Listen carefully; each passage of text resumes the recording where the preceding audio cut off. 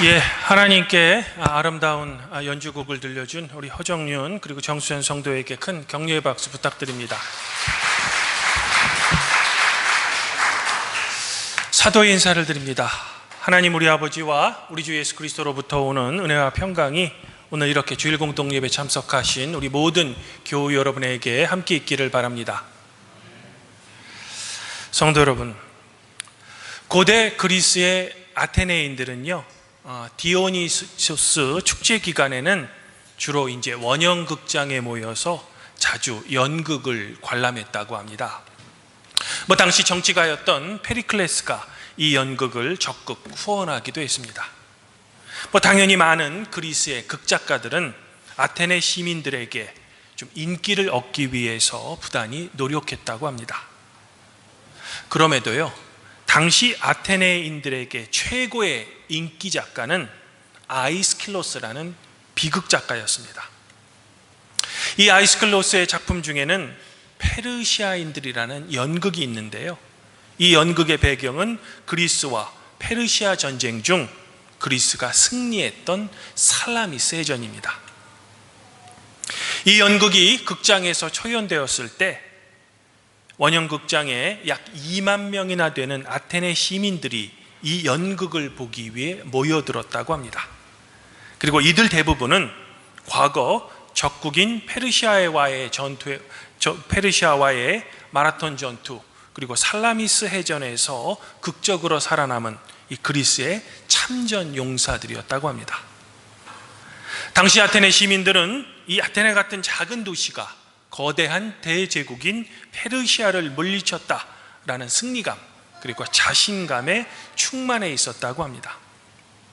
사회 분위기가 이러하니 아마도 이 연극을 보러 온 아테네의 많은 시민들, 그리고 전투에 참여했던 참전 용사들은 이 연극을 통해 어떤 아테네 조국의 화려한 승리에 대한 기대감이 있었을 겁니다.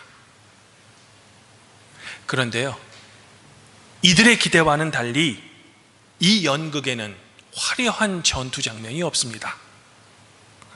오히려 적국 페르시아의 왕 크세르크세스가 등장합니다. 그리고 그만 자기의 자만으로 살라미스 해전에서 패배해서 많은 페르시아인들이 죽었다라고 흐느껴 옵니다. 또한 그리스 땅에서 벌어진 이 전투에서 죽어가는 한 무명의 페르시아 병사가 나도 내 고향 페르시아에 돌아가면 너희 아테네 병사들처럼 사랑하는 가족들이 있다라는 마지막 대사를 하며 죽어갑니다. 그 순간 연극을 관람하던 아테네 시민들과 전투에서 살아남은 참전 용사의 눈에는 알 수 없는 눈물이 맺히는 겁니다. 왜냐하면 적국 페르시아인들도 알고 보니까 전투에서 마땅히 죽여야 하는 적군이 아니라 자신들과 똑같은 누군가의 아버지이며 누군가의 사랑하는 자식이었다는 인간적인 동질감을 느꼈기 때문이죠. 사실 이 비극을 통해 아이스킬로스가 말하고 싶었던 것은 조국 아테네의 위대한 승리도 아테네인들의 위대함도 아닙니다.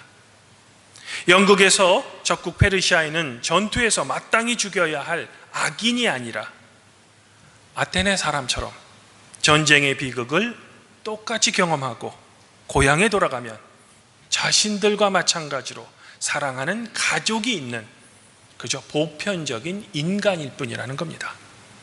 즉 아이스클로스가 이 연극을 통해 말하고 싶었던 진정한 주제는 전쟁의 화려한 승리가 아니라 전쟁의 참혹함, 그리고 보편적인 인류애라는 겁니다. 아마도 이러한 아테네이기에 민주주의가 꽃을 피웠던 것 같습니다. 반면 현재 이스라엘은 팔레스타인과 이란과 전쟁을 합니다. 이 갈등의 기원은 2000년 전에 잃어버린 자기의 조상의 땅인 이 팔레스타인 땅에 유대인만의 국가를 세우겠다는 시온주의의 근거를 두고 있습니다. 결론적으로 이들에 따르면 이 팔레스타인 땅에는 유대인이 아니면 이 땅에 살 수 없는 겁니다. 그런데 이 논리는 마치 이 한국 땅에 기독교 국가를 세우겠다 라는 것과 비슷하다고 할 수 있습니다. 그러면 여기서 우리는 이런 질문을 할 수 있죠. 한 명의 그리스도인으로서 이 땅에 기독교 국가를 세우겠다는 주장은 오히려 당연한 그리스도인의 소망이 아닌가 하고 말입니다. 그러면 과연 그러할까요? 오늘 말씀은 무엇을 해야 영생을 얻을 수 있습니까? 라는 한 율법 교사의 질문으로부터 시작됩니다. 이에 대해 예수님께서는 율법에 무엇이라고 기록되어 있습니까? 를 되묻죠. 그리고 율법 교사는 주 하나님과 이웃을 자신처럼 사랑하는 것입니다 라고 답변합니다. 지식인답게, 율법 교사답게 100점짜리 대답을 한 겁니다. 이에 대해 예수님께서는 당신의 답변이 옳습니다 라는 말씀과 함께 이것을 실천하십시오 라는 권면을 덧붙이신 겁니다. 그런데요, 오늘 말씀은 여기서 끝나지 않습니다. 율법 교사가 예수님께 이렇게 다시 물었다는 겁니다. 그러면 나의 이웃이 누구입니까? 이 질문에 대한 예수님의 답변이 그 유명한 선한 사마리아 사람의 비유입니다. 그러면서 예수님께서는 율법 교사가 했던 나의 이웃은 누구입니까? 라는 질문을 뒤집어서 누가 강도 만난 자의 이웃이 되겠습니까? 라고 율법 교사에게 되물었다는 겁니다. 사랑하는 성도 여러분, 율법 교사와 예수님의 두 질문은 우리가 언뜻 보기에는 서로 비슷해 보입니다. 하지만 이 두 질문은 서로 완전히 다른 질문입니다. 먼저 율법 교사의 나의 이웃은 누구입니까? 라는 질문은 내 입장에서 내가 이웃이라는 사회적 관계를 맺을 수 있는 사람들은 도대체 어떤 부류의 사람입니까? 라는 질문입니다. 율법 교사의 질문의 주체는 바로 나 자신입니다. 자기중심적 질문이죠.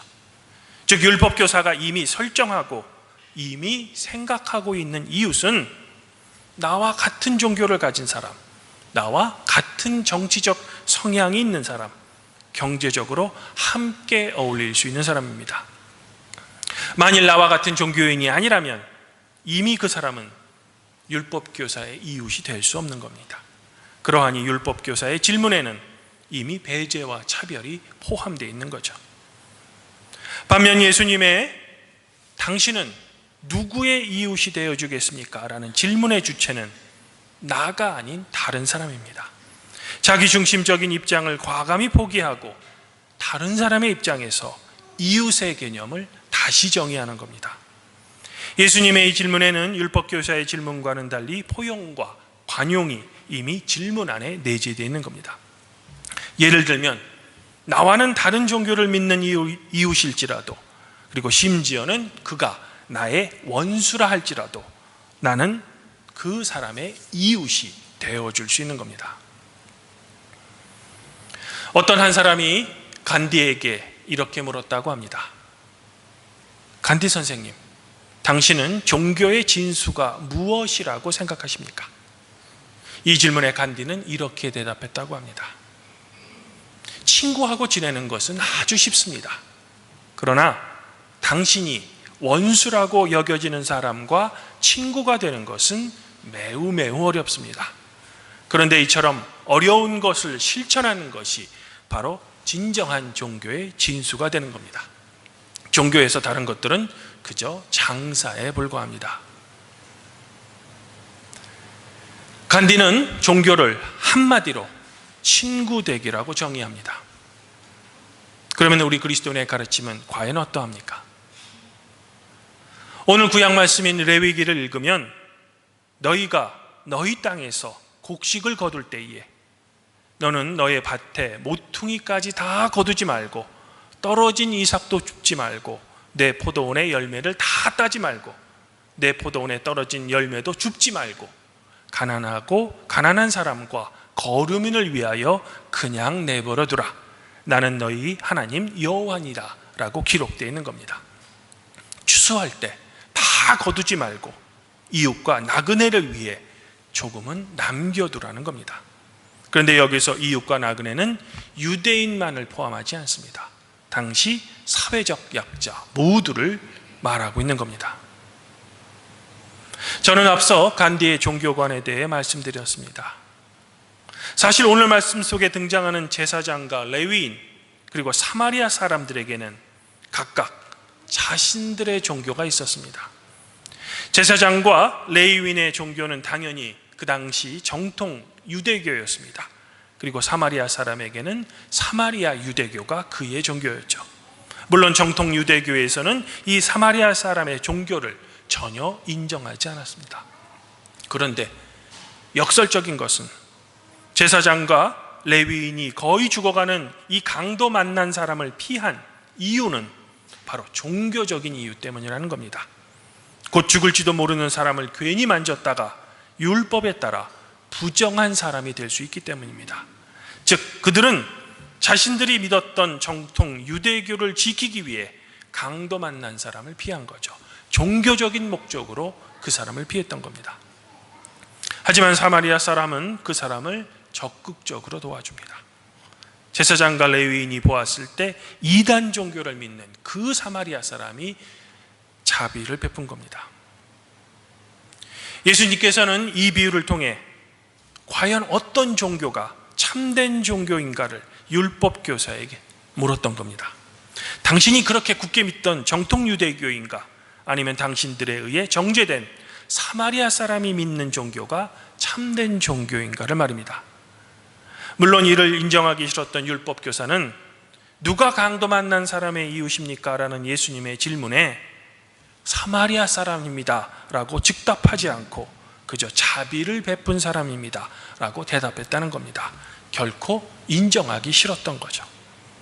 하지만 분명한 것은 참된 종교는 하나님으로부터 받은 자비, 은총, 은혜를 우리의 이웃과 나그네에게 베풀어야 한다는 겁니다. 지난주 살인적인 이 무더위에 23살의 아주 젊디 젊은 베트남 청년이 그만 열사병으로 숨졌습니다. 그의 첫 출근이었는데 이날은 혹석이어서 한국인 노동자들은 사업주와 단체 협약을 통해 새벽 6시부터 오후 1시까지 단축 근무를 하고 퇴근했는데 이주민 노동자들은 오후 4시까지 일했던 것으로 확인되었습니다. 더욱 안타까운 점은 그의 빈소에는 베트남 친구 이외에는 아무도 없었다는 겁니다. 회사든 동료, 노동자든 조문하는 이가 거의 없었다고 합니다. 단지 조계종, 승려 두 분이 조문했다고 합니다. 물론 더 정확한 조사 후에 이를 판단해야겠지만 어쩌면 이것이 우리나라에 사는 외국인 노동자들의 노동 현실인지도 모르겠습니다. 사도 바울은 그 유명한 갈라디아 교회에 보내는 편지에서 유대인이나 헬라인이나 종이나 자유인이나 남자나 여자나 모두 그리스도 예수 안에서는 하나입니다 라고 선언했던 겁니다. 주님 안에서 한영지 자매인 팔복교회 성도 여러분, 우리의 주님이신 예수님께서는 세상으로부터 결코 환대받지 못하셨던 분입니다. 아버지 요셉은 어머니 마리아가 결혼 전에 임신했다는 소식을 듣자 조용히 혼인을 취소하려고 했습니다.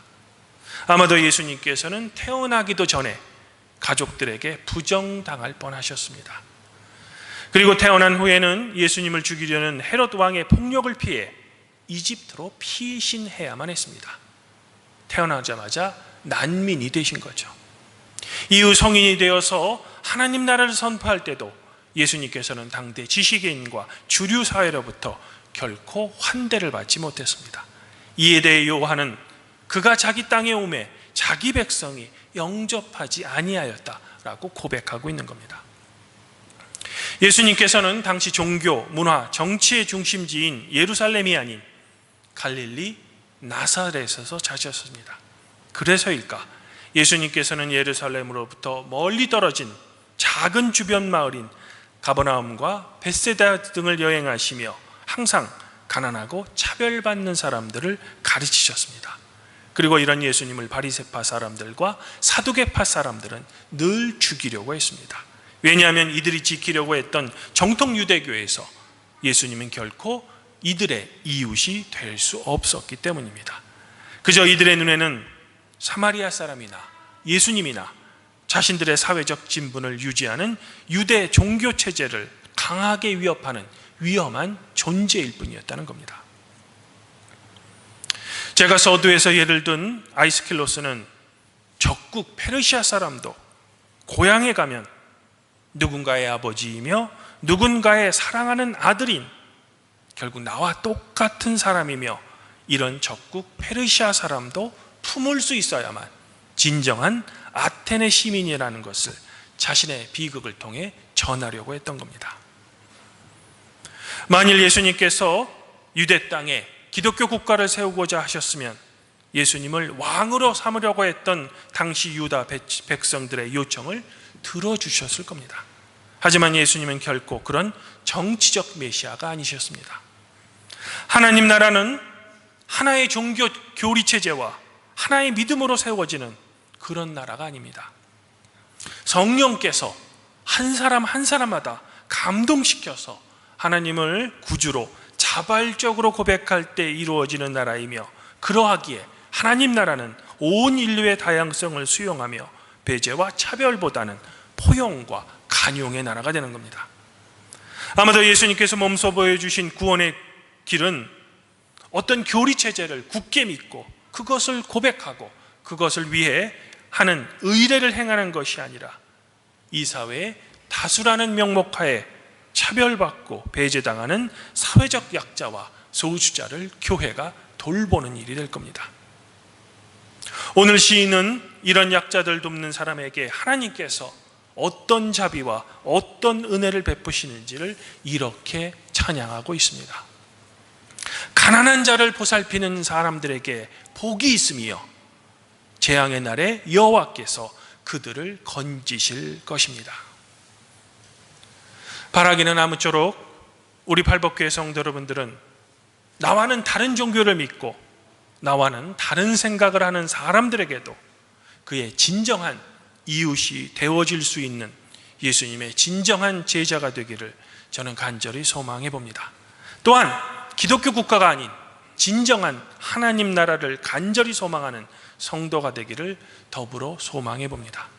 우리가 그러할 때 사랑의 하나님께서는 성도 여러분들 자신과 여러분의 가족 구성원 모두에게 당신의 놀라운 은총과 자비를 가득 내려주시기를 성부와 성령과 함께 여러분의 구원자이신 성자 우리 주 예수 그리스도 이름으로 간절히 축원드립니다.